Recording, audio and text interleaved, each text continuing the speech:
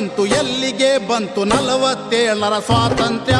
ಯಾರಿಗೆ ಬಂತು ಎಲ್ಲಿಗೆ ಬಂತು 47ರ ಸ್ವಾತಂತ್ರ್ಯ?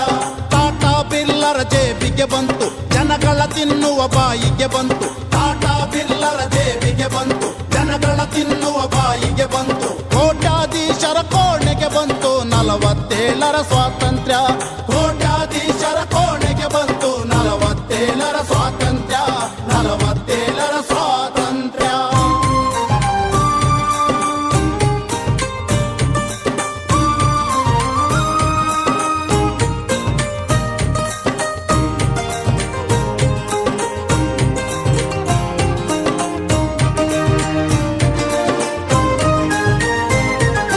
ಬಡವರ ಮನೆಗೆ ಬರಲಿಲ್ಲ,